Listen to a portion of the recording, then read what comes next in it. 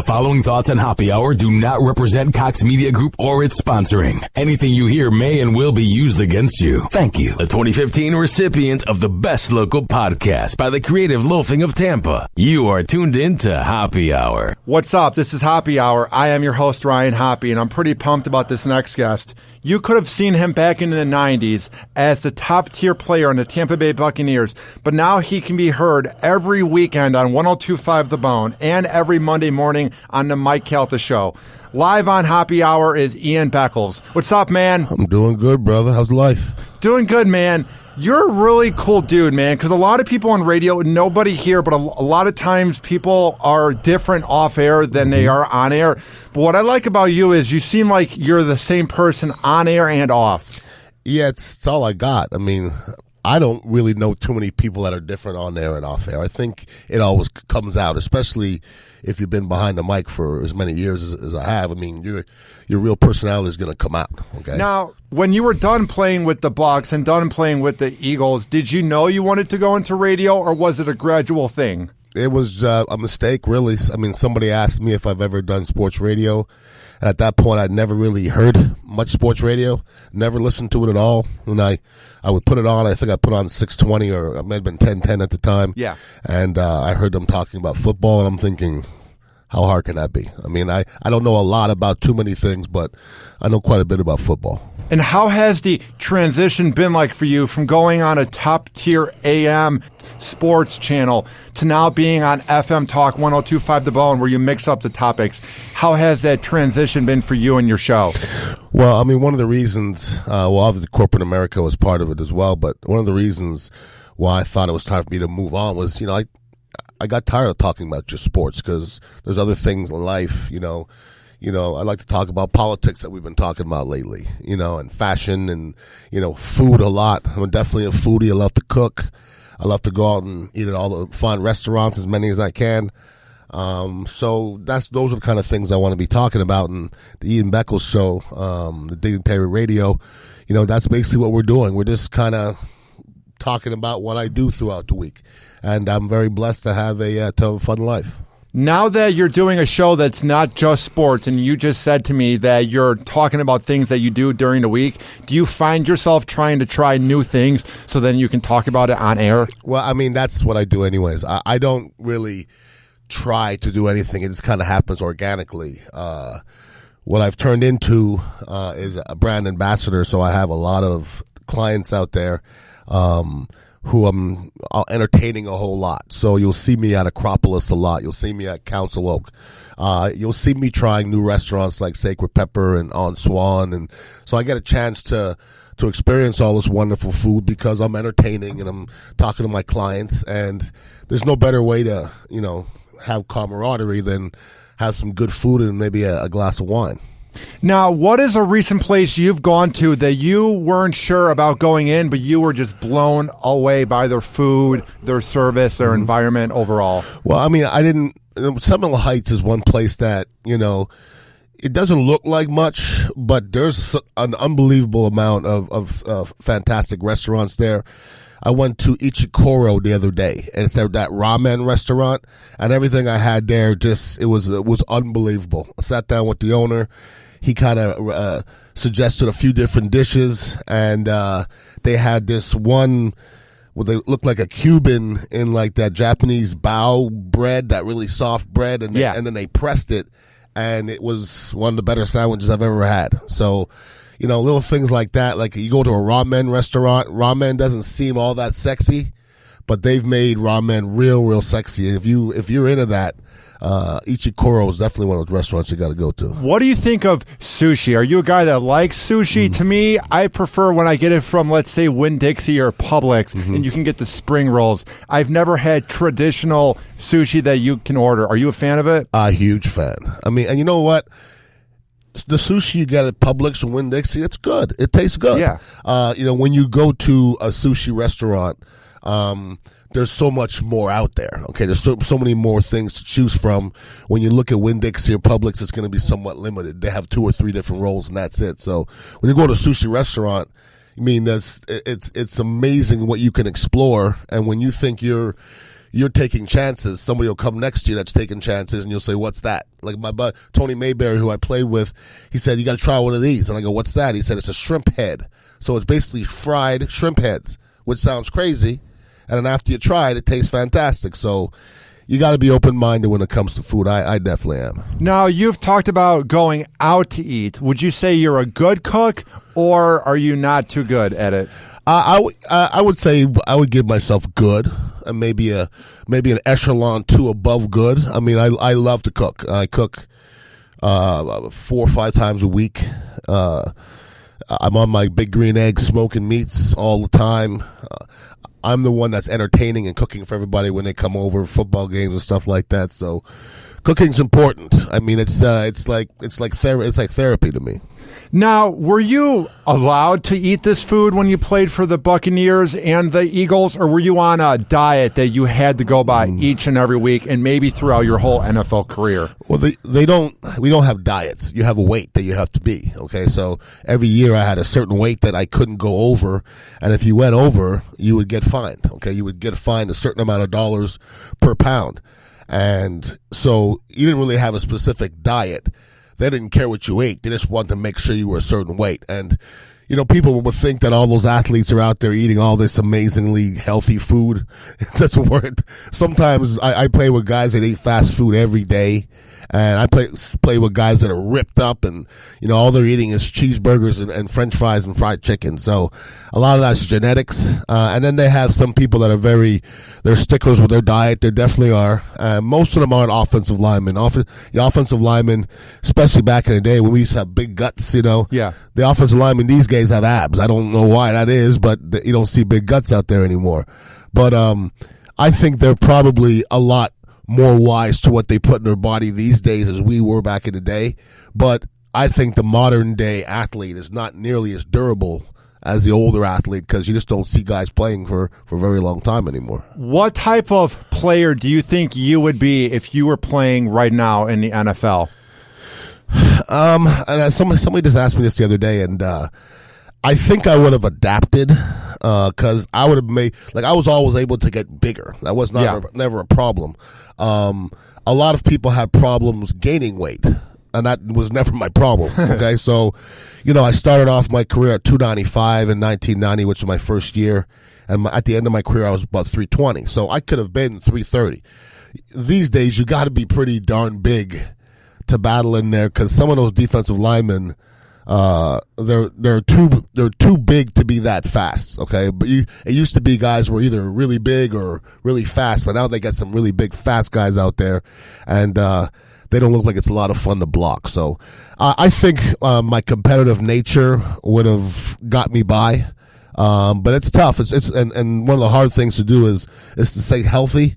And when you're playing with those big old cats out there, your body gives out a little bit. So if my body held up, I think I could still do it. Now, if you're ever approached by a person that plays on the Bucs right now and they ever want any advice, what do you give them about playing in this market? In this market, this is a pretty easy market. Yeah. I mean, I've been I've been to New York with the Jets, and I was with the Eagles for a while, and I was in Denver for a little.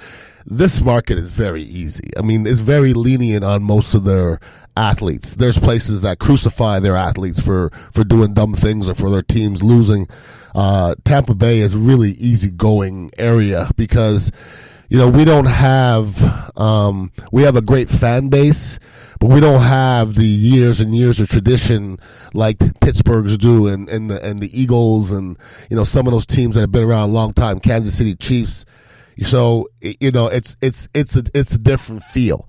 But, you know, I love living here in Tampa Bay because you can walk around the streets and people not bother you. You know, when you're an athlete, here you don't get mobbed like you would in New York or some other places like that. These guys can, you know, keep their anonymity and be at a restaurant and not get bothered to death.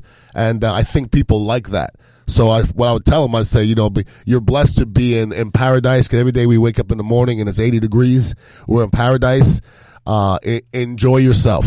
And that it doesn't last forever. So enjoy it while it's happening. What is the biggest difference when you're playing in a cold market, like let's say New York City or Chicago, or if you're playing in, let's say, Jacksonville or Miami or Tampa? What's the biggest difference when you're an NFL player and you're in a hot or a cold market for a game on a Sunday? Well, I'm from Montreal, Canada, so I grew up playing in cold weather my whole life. So I love playing in cold weather. It couldn't be cold enough for me. Like, I almost want to freeze because I'm better than everybody else in the cold because my body was acclimated to it. So, the only difference is, you have to worry about you getting dehydrated, obviously, when it's always hot out here because it doesn't get much hotter in Tampa Bay. That's about as hot as it gets. Yeah. And I played here for 7 years and did training camp here, and it's a different feel. Now, at that time of the year, it's hot just about everywhere because I've done training camp in Hempstead, and I've done it in where Lehigh is over there in Pennsylvania. So, but it's hot just about everywhere, but not on a consistent basis. There's no cold fronts coming through in August in Tampa Bay. So it's going to be hot every single day. So these guys benefit from the cardiovascular part of it a little bit more than you would up north. And it would be definitely harder to take weight off up north, when everybody's getting bundled up and they're not sweating as much. That was the one thing. But knowing that you're going to sweat out here helps you keep your weight down a little bit. But, on a regular basis, I would probably still pick the heat. Because that's what I grew up in, and I excelled in it. And that cold weather at times can get old. But for one time a year, I'm game. Dude, there's just this thing about the winter when it comes to negative weather and the sun not being out and there's snow everywhere. Yeah. It's just kind of depressing. And when be. you move to Tampa, you learn to appreciate it. And then when you go to a different market, that's when you begin to realize how great we have it here, Yeah, I grew up in a beautiful city. Montreal is a beautiful city. I've not met anybody who's been there that didn't say just that. And there was almost everything there. But I still don't want to live there anymore because for 6 months of the year, you're shoveling snow and, you're plugging your car into your block heater to make sure that your car is going to start in the morning. And the last time I was there, I got up at like 5 in the morning to go lift some weights. And I try to start the car doesn't start. The last thing you want to do when it's freezing outside is be dealing with a car. So I'm like, this is not what I want. I want to be in Tampa Bay. I love the people here. Culture-wise, this place is growing every single week. I mean, I've been here since 1990, and culturally, it's taken leaps and bounds. So I love the city, and I'm not going anywhere. How weird is it? Because I know back 20 years ago, this was called Heaven's Gate, where people came to die. But now it's like an up-and-coming area. You see Ybor, you see Soho, you see downtown St. Pete, you see a bunch of areas that are growing. How weird is it? You've been here 25, 26 years to see this whole town and this whole market transition. Well, I mean, Hyde Park as well. I mean, there's so many different areas that are growing. And I got here and there was nothing on Boy Scout. Like there was nothing there. There was a driving range and there was one buck place and that was it. Now we got a mall there. Now there's restaurants all up and down Boy Scout. So the feel is different. We used to have to drive on Dale Mabry to find a restaurant. So things are different now. When back in the day when you wanted to get a steak, you go to Burns and there wasn't really much else going on. Now, if you want to get a steak here, you go to Count Slope, Burns, Fleming's. It doesn't matter. There's great steaks everywhere. Okay, I went to Cask the other day with Vincent Jackson owns, and they have a fantastic steak there. So, if you want something food wise in Tampa Bay, it's here. And there's just about everything now. It used to be you get a concert every once in a while. Now there's concerts every weekend, and there's festivals at Vinoy, and there's Curtis Hickson, and things are going on all the time now. So it didn't used to be like that here. There was nothing going on. Now there's almost too much going on in Tampa Bay. What do you think about the issues we have when it comes to our bridges, when it comes to the Howard Franklin and the Gandy, where we don't have, like, let's say, another way to get across? In our lifetime, will there be another way to get across the bay, or are we going to have to deal with this? Well, I mean, I don't know what dealing with this means because I played in Philadelphia. And that bridge is nothing compared to everything going on in Philadelphia. You're going to wait on that bridge for an hour. And I've done traffic here, and the traffic's not that bad. It's getting worse, like around the the Howard areas, and that's kind of getting congested there. But as far as the bridge goes, I don't think we wait any longer than anybody else does. Okay, because you could make another bridge. We lived in a time before Leroy Selmans and the veterans. Okay, so I remember when people used to drive straight down Dale Mabry. So as far as the traffic goes, it's getting worse here in the Tampa Bay area. A lot of it has to do with a lot of construction that seems to never stop. But I don't know if we can complain as a whole, because I go to other cities and it takes forever to get 2 miles, and it's not always that way in Tampa Bay. Same thing happened to me when I went to Atlanta about 3 months ago. Mm-hmm. You immediately go past Buckhead, and it's just, you can't go anywhere. And I'm from Chicago, too, and the traffic there is horrendous. So I feel like at times we need to just take a deep breath and realize that we're in a big market, but we're not having to deal with big market traffic, Sure, absolutely. Listen, we'll never get too big, I don't think. And Tampa Bay has grown a long, long way. There was a time where I lived in Tampa Palms, and there was nothing, past Tampa Palms there now. Now you drive, and it doesn't stop all the way till you get, way down by 54. So there's a lot of stuff happening here, and I couldn't grow any faster than it's grown in the last 25 years. It's growing real fast. So now, for people that haven't heard your show on the weekend, besides talking about your passion for food and for being a foodie, what are some other topics you like to talk about on the Ian Beckles show every Sunday from 11 to 1? Well, I mean, we talk politics sometimes because, you have to talk politics right now. I mean, it doesn't matter if you're a sports show, you still got to get some politics in there because, that's what everybody's talking about, and they're going to be talking about this one for maybe ever. Okay, they're going to be talking about this race forever. How bad is it? I mean, it's bad, but it's good because I don't remember ever wanting to talk about politics before, and now I'm dying to talk about it. So it's made me a little bit more aware of how corrupt our system is, because that's all they're doing is exposing corruption on both sides. Okay, so I never really believed in the system, and I believe in any even less, because both of the candidates are telling us what's actually happening. So all these commercials about Hillary and about Trump that are saying that they did this and they did that, there had to have been some investigation of that, right? So am I to believe that all the things that I'm seeing on the commercial is true? If that's the case, our system is pretty damn messed up, So I don't know if it really truly makes a difference who gets in office. I really don't. I don't know if either one of them is going to make a difference. How about the last 8 years with Barack Obama? What is your take on this era? Because I'm looking at it and I'm just trying to figure out what I think about it, and I'm just not sure yet. Well, I think I think about it the same way I think about politics all the time.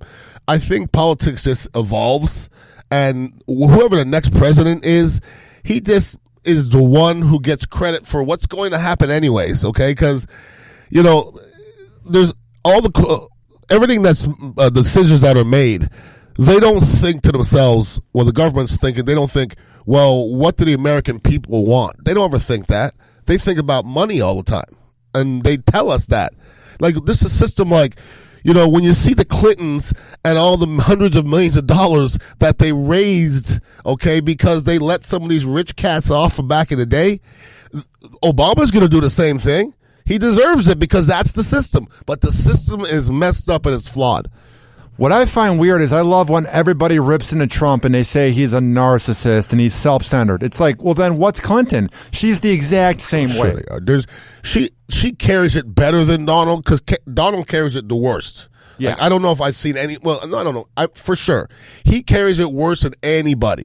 If when I look at a room and I scan a room, I look at somebody that I know I wouldn't hang around with, it's Donald Trump, okay? And when he opens his mouth, it definitely makes it worse. How mad do you get? How offended are you? I won't let him offend me. No way. Okay, everybody gets offended every time Donald Trump says something.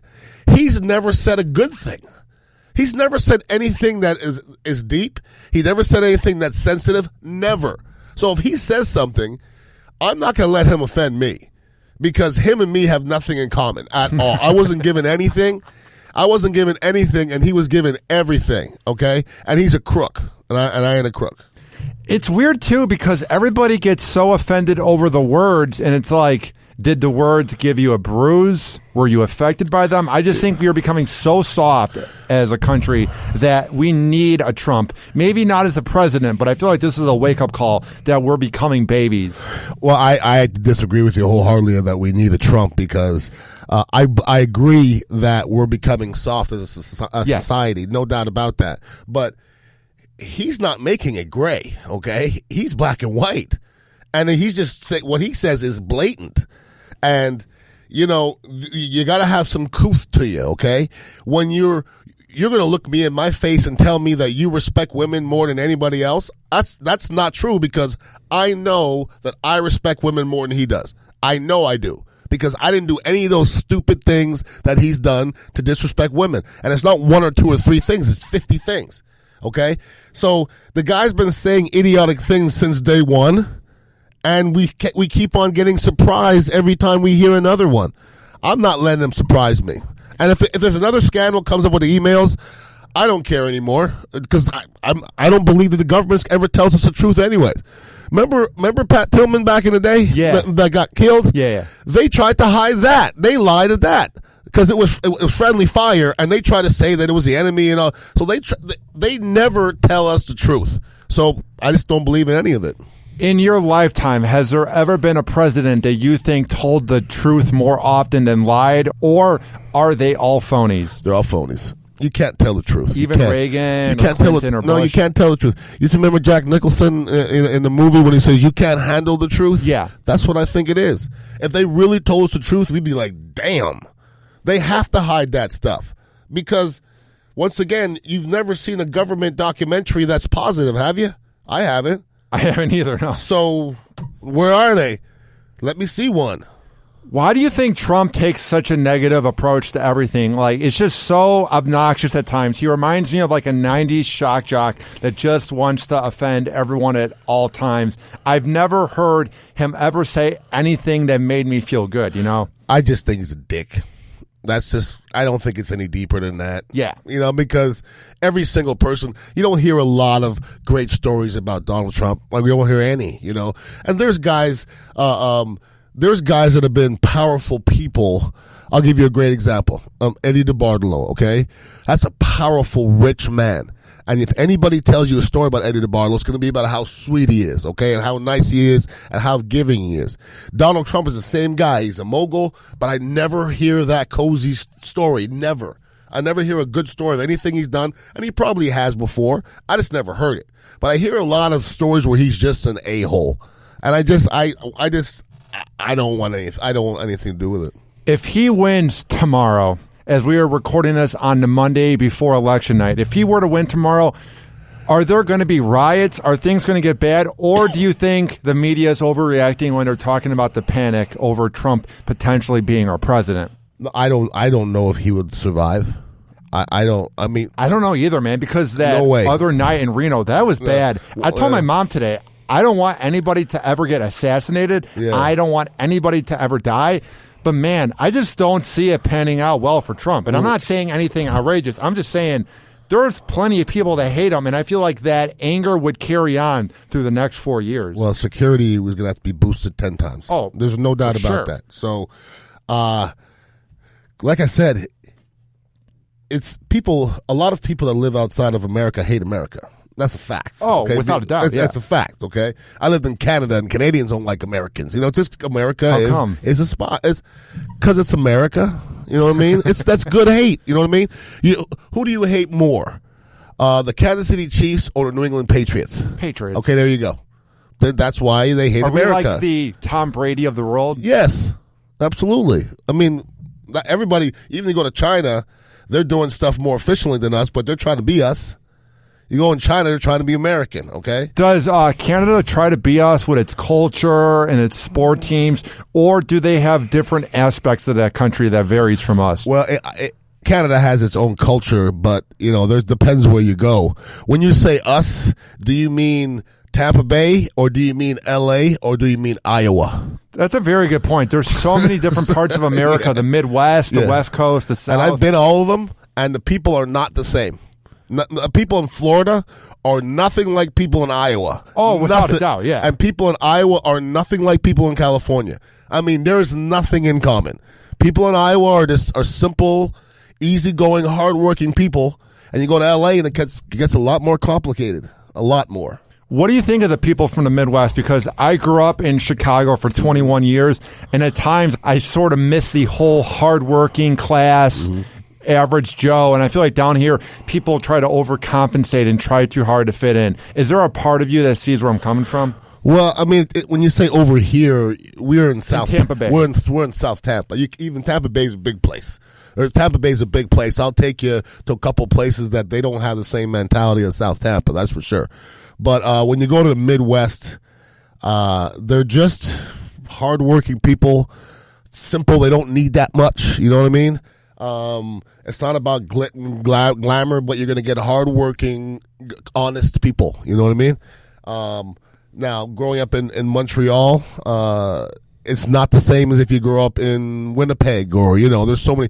Canada's bigger than the United States. So you go from, I've been to Nova Scotia, and it wasn't Montreal. Okay. So when you talk about countries, you go around the country, and I've been very blessed to be everywhere around the country, and everybody is completely different, and the vibe is usually completely different. What about such towns as Portland and Seattle? What is your take on the Pacific Northwest? Because I feel like that's an area that's up and coming. Well, it's up and coming. It's been up and coming for a while, especially Seattle. Portland more so now.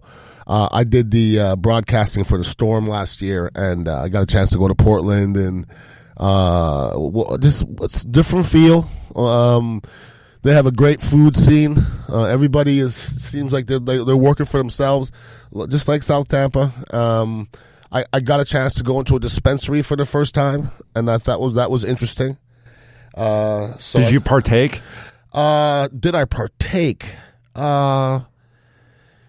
Most people that go into the dispensary partake? Yes. Okay, well, I'll let you answer your own question. You know what I mean? But how did it vary? Was it like very potent? Like, what's the vibe like when you walk into your first dispensary? It's like Disneyland almost. You're like, I mean, you never seen that much of it though. It's everywhere. It's crazy, like jars of it everywhere, and different names. Yeah, like 30 different strands and rolled up things, and I grew up, and everybody was smoking around me, and I never even attempted it till I was 35. Okay, like I stayed away from it completely because I saw what it was doing to people because they had to take drug tests, and that's too much stress. You know what I mean? Like when the coach says, "Hey, we have a drug test next week," and I'm seeing everybody scattering and drinking all kind of stuff, and then they're all tripping out because I think they're gonna fail a drug test. I didn't want to go through that. But as far as that goes, I've never seen it hurt anybody. Seen alcohol hurt a lot of people, though. Oh, yeah. Because when you're high, you're in this place where you're relaxed and you appreciate everything around you. But, man, dude, booze can make you a different person, especially when you black out. It's crazy to think that you're doing things and you don't remember, but your brain's operating, but you're a zombie. It's weird. Yeah, blacking out's not good. It happens. It happens at times. But, blacking out, whatever happens when you black out, it's not up to you. Oh, no. It's not up to you because, you wouldn't do that if you weren't, that messy. Nothing is worse than when you wake up the next morning and you're like, crap, where's my phone? Where's my keys? And then you're trying to put the night back together, and you check to make sure you didn't send any weird late night text to a girl, and you didn't call your parents, and you're like, thank God. Yeah, you don't want to do that. So you're going to get your chest caved in this weekend in that boxing thing? I will tell you this. Show me some confidence, please. I will tell you this. Okay. With wholehearted confidence. Yes. The Mike Calta Punch-Out #2 for people that aren't listening in Tampa is this Saturday in Palm Harbor at the local brewing company. I have two trainers, Thomas Gorganis of Burn Fitness and Joshua and James at Main Event Boxing. And when I began, and the whole beef originally between me and John Sinning of the Crowded Table happened, I couldn't throw a punch. I don't know if you watched Mike Kelta's show last year when I was doing football punches on Bone TV, but I couldn't throw a punch for anything. It slipped and hit Galvin in the face. But my trainers are men. They wouldn't lie to my face, and they're saying to me that I'm looking pretty good. I'm not going to guarantee anything. I've been very low-key this whole process. I put up one video that was average, and I'm like, I'm not going to put up another one. Now it's back in September. What I'm getting at is I can promise you, and I told Calta this via text today, that once that fight begins and they go, it's time to rumble, and we're in Palm Harbor and the crowd's going crazy, I will give it my all. I've done a lot in my life. I've worked in radio. I went to school. those 4 or 5 minutes of the fight are going to be the most intense and the most entertaining 5 minutes, and I will give it my all like I ever have in anything. I am going in there to win it. I am going in there to prove something because this town does not know what to think of me. I'm sure you don't know what to think of me. I'm sure anybody on the bone doesn't know what to think of me. And I feel like this is a time to prove myself and to show Tampa what I'm about. Okay. You don't seem too complicated to me. You don't seem too complicated. What do you see in me? I've heard enough, and I just listening to you on Drew Garabo's What was show. your take on that? As I told Soul Brother Kevin last Saturday, I was trying to fit in, trying to be funny. I told him he looked like Beetlejuice from Howard's show, and I was just trying to be funny. And of course, he's going to be offended by that. So we go on air. And then I said sorry before we went on air, but then on air trying to be funny, I said it again. So he's potentially out of my corner. And you were driving in listening to Drew Garabo live when Drew was replaying the clip from A Cat Named Mo show. What was your take as you're driving in? What was going through Ian Beckles' mind? Well, first of all, I think I'm not going to shock you by telling you sometimes stuff comes out of your mouth, but it's not what you're thinking. Okay? Because if you always have to explain what you said, then it didn't come out right, okay? Because you can't backpedal. That's the thing sometimes. You see what I'm saying? And don't try to fit in so much. Just be yourself. You know what I'm saying? If you're trying to do a little bit too much to fit in with this clique over here, you might piss off this clique over here. So just be yourself. You know. And I think I do a good job of that, but at times I try to be funny. Now, do you though? Because now I've been in this building for a little bit now, and you have the capability of pissing some people off. You do know that. I do. Okay, so you have to figure out why. You have to figure out because why. Of my mouth. Well, then you gotta somehow temper your mouth, because I don't think I've pissed anybody off yet. Okay, so if your mouth's getting you in trouble, you got to speak less. Now, what is the biggest advice when you're in a situation and you want to say something, but you want to make sure you word it right? How do you think about it? How do I think about it? I don't know if everybody is good at putting words together. I think I've been blessed that I have the ability to do it. Not everybody's good at it. And maybe sometimes people try to talk too much. I think that's my problem. There's times where Hoppe doesn't need to be talking. You can kind of turn the switch and Hoppe can sit down in a corner and relax. Yeah, but it's kind of hard to do that when you're in radio. That's what I'm saying. But listen, I was on a show with Ron Diaz for 12 years, okay? Ron Diaz is an alpha male, all right? Oh, and at no time did either one of us ever say anything to offend the other person in 12 years. So you got to think to yourself, you got to have more of a meter and give yourself maybe an extra second to say what you're saying sometimes. My mother used to always say you have to think first. And it's okay to wait a couple seconds and think about what you're trying to say. Because you don't need to be talking 24/7. Yeah. But once again, you might be thinking something and it comes out differently. Because like some of the things you're telling SBK, that you're like, no, that's not what I meant. Well, but that's what you said. Yeah. So sometimes if that's what you say, it doesn't matter what you meant.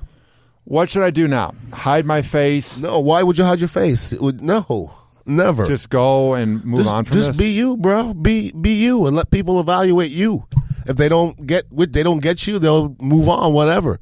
Just keep on doing you, man. That's all you got. I feel you, man, because you can't try to please everybody, and you just got to try and be yourself. But you got to please some people, though. Oh yeah, you know you got to please the important people. There you go. And you got to appease the rest of them. Not appease, but just not piss them off. You know, pissing people off in the building is not good. You know, it's not good ultimately. And it was just annoying too, because right when I said it, I was like, "Oh, yeah. I just said it." It's just there's this thing where right when you say something, and I'm sure you've done it at some point in your life, and you go, can I just take those 4 seconds back and not say it? You know what I mean? Yeah, but and I have done that back in the day, but as a rule, you seem very professional, like very well rounded. I try. As a rule, I don't apologize for anything though. Like I don't. If I say it, then I mean it, and I'm not going to apologize. But when I said it, I was trying to be funny. I didn't mean it. The whole thing was just really dumb on my part. There was no point of saying it. Well, it's up to SBK whether he thinks it's funny or not. Okay, so you might think it's funny, but the same thing that you say to one person, they might think it's funny. The other person may not. So unfortunately it's up to them, and I don't think SBK thought it was funny. Now we are doing this show semi-live. It'll be up later, but I want to ask you on the spot.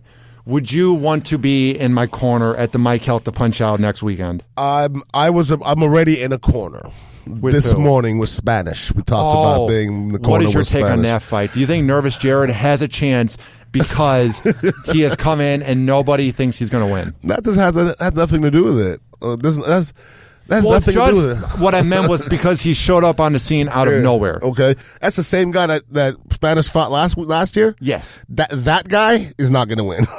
He's the guy who was turning his back on him every time. He's not going to win. No, Spanish is going to kill that guy. Spanish is in way better shape than he was last year. Spanish is going to kill that guy.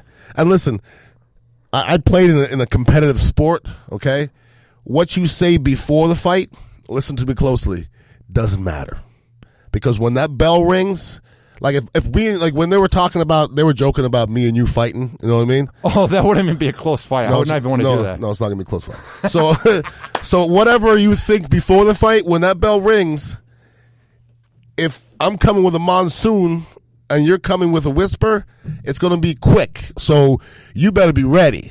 So when that bell rings, you better have a mindset. You remember Mike Tyson? When that bell rings, he comes there and he's in the middle of like a caged animal. You better figure out a way to get that out of you.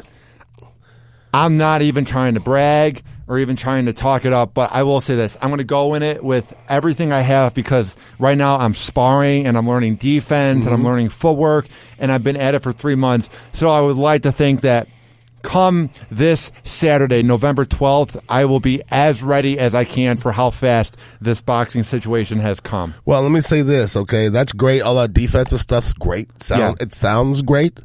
But for two people that aren't boxers, you know who's going to win? Who? The one who's the son of a bitch. That's who's going to win. It's not going to come down to technique. It's going to be the more aggressive person wins, period.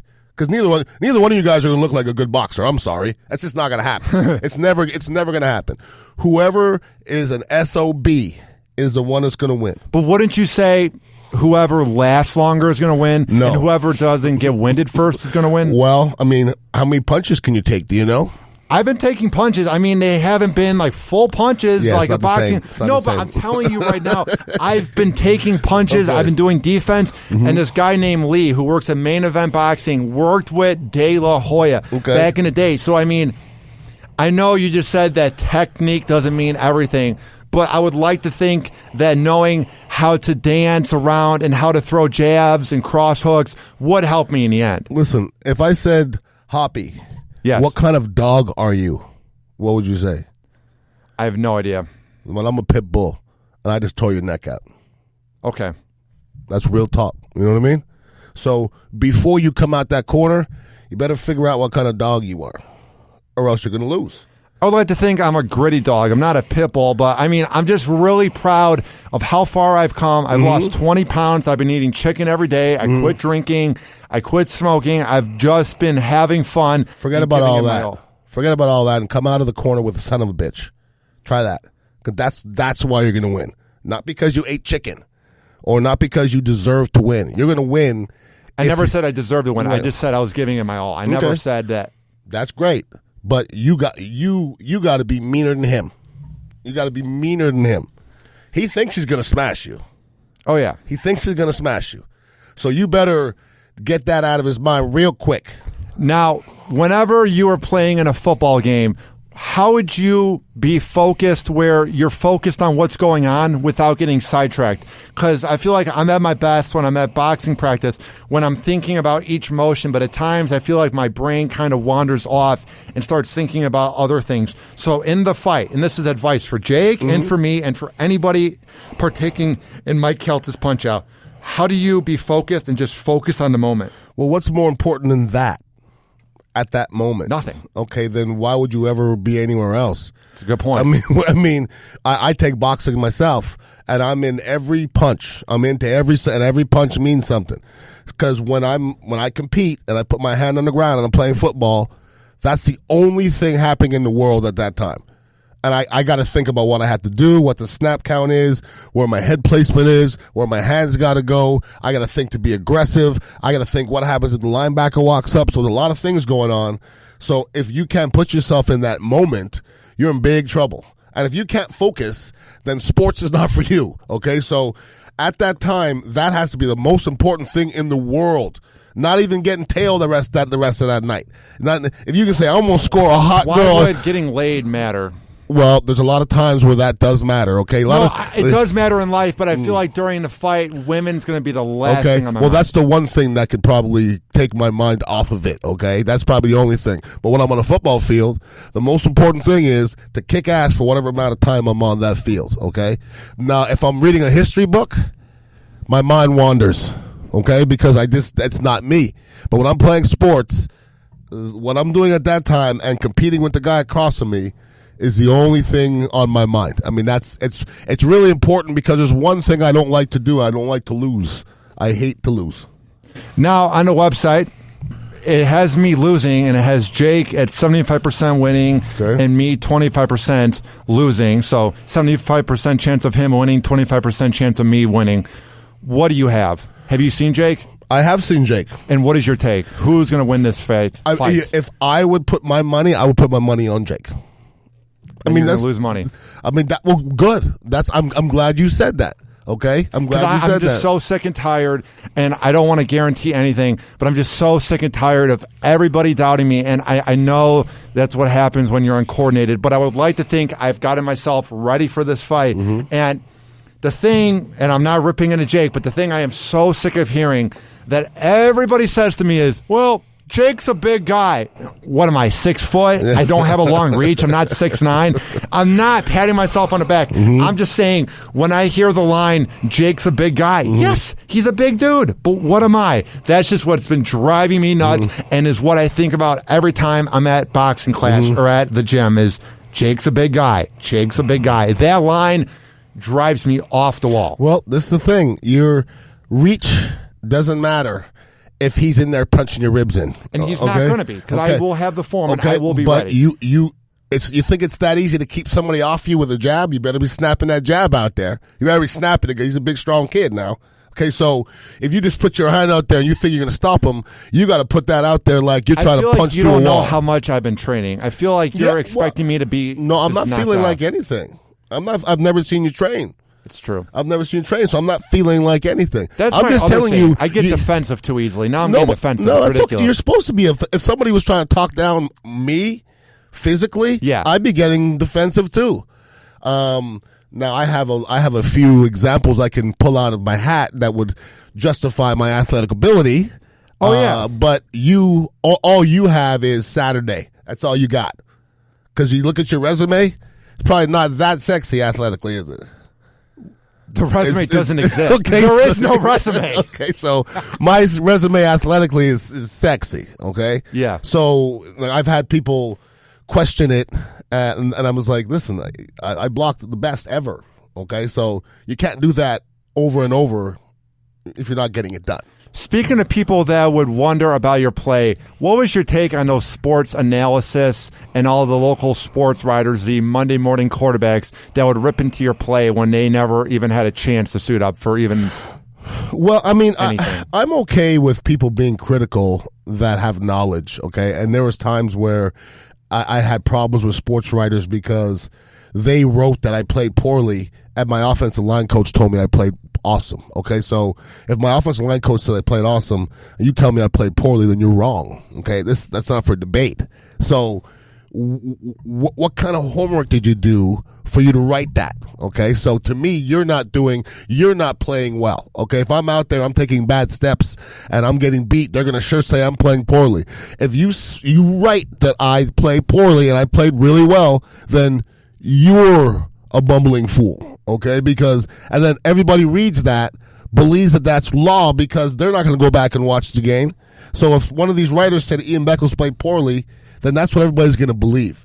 So I think a lot of people out here, they watch a football game on TV and they watch it the same time we do, and they start writing something immediately. So you may remember one bad play, but that's all you remember. So what's written sometimes is just, their perception of what their eyes saw. But you can't really evaluate a football game without sitting down with a clicker and going back and forth and watching it like we used to watch it every single day. Now, how has the reception been about your new show on 102.5 The Bone here in 2016? Well, I mean, ratings-wise, they're amazing. I mean, there's a lot more people watching. Not too many people really listen to radio on Sunday, but people are definitely coming to 102.5 at 11 o'clock to listen to the Ian Beckles show. And once again, we may be talking about real estate. We may have Jack Gordon on there talking about, different laws. There's so many different fields. So we had Jason Holfish on, the artist. Okay. So, Rob Higgins this week. We're going to be at the Seminole Hard Rock Casino at the cafe. Rob Higgins is going to be there, and I got some feelers out to some other players as well. So we always have interesting, funky guests, and I bring in some people, they bring in some people, and we usually get a nice little reception. We got a DJ with us from Street Lights, so we make it a party, that's for sure. Now, before I let you go, where can people find your work online? Mm-hmm. Where can they find it on the radio, and how can they sign up to be a Dignitary member? All right, if you want to sign up to be a Dignitary member, you go to dignitarycard.com. Our website is being revamped right now, but you could always contact me, any social media at Ian Beckles. And the show's every Sunday from 11 to 1 on 102.5 The Bone. And I'm sure all your thousands of listeners will come and listen in. Well, Ian, thank you for coming on Hoppe Hour. I respect everything you did in the NFL. I love everything you've done in this Tampa Bay radio market. Thank you, sir. And I enjoy your show on the weekend because it's very refreshing to hear a person who used to play sports have this new range where he's talking about life, and it's not just sports. It's very refreshing to listen to. So thank you for coming on Hoppe Hour. My pleasure, and keep grinding. One thing people say about you, though, is you stay after it. So don't lose that. Just don't talk all the time. You don't always have to talk. Don't talk too much. Okay, there you go. This has been Hoppe Hour. I am your host, Ryan Hoppe, saying peace out. Hoppe Hour. Hoppe Hour. Hoppe Hour is now over, but you can always listen 24/7 by getting the app or going to RyanHoppeRadio.com.